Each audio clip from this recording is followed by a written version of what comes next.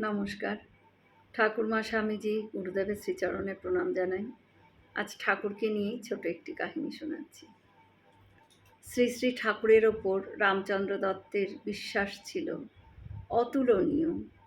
একবার রোগশয্যাগত হইয়াও তিনি শ্রীরামকৃষ্ণের পাদদক ভিন্ন অন্য ঔষধ সেবনে সম্পূর্ণ অসম্মতি জানাইলেন।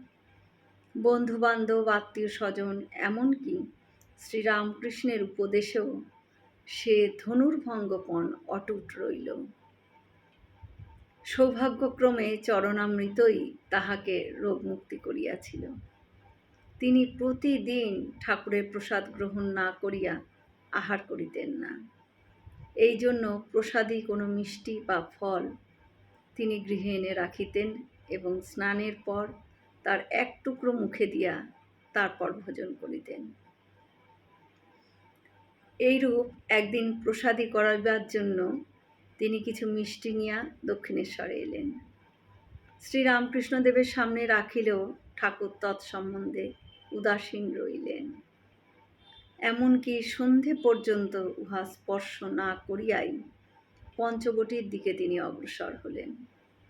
রামবাবু মহা সমস্যায় পড়লেন। গৃহে ফিরতে হবে, অথচ মিষ্টান্ন প্রসাদীকৃত হয় নাই। কি হবে, কি উপায়? ভাবিয়া স্থির করিলেন যে পাশে ডাবরে ঠাকুরের মুখামৃত আছে, উহা স্পর্শ করাইলেই তো মিষ্টান্ন প্রসাদে পরিণত হইবে। যেরূপ বিশ্বাস সেই রূপই কাজ। রামচন্দ্র তাই করতে উদ্যত হয়েছেন। ঠিক এমনই সময় ভক্তকে পরীক্ষায় উত্তীর্ণ দেখে শ্রীরামকৃষ্ণদেব পঞ্চবটী হতে ফিরে এসে তাকে ওই কাজ হতে প্রতিনিবৃত্ত করলেন এবং মিষ্টান্ন গ্রহণপূর্বক প্রসাদ করে দিলেন। জয় শ্রীরামকৃষ্ণ।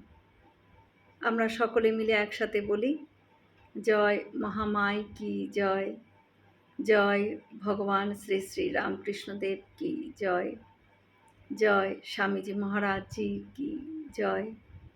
হয়তো অনেক ভুলই হয়ে গেল, ঠাকুর যেন আমায় ক্ষমা করে দেন। সকলে সুস্থ থাকবেন, ভালো থাকবেন। ঠাকুর মায়ের কৃপা দৃষ্টি সকলের ওপর বর্ষিত হোক। শুভরাত্রি।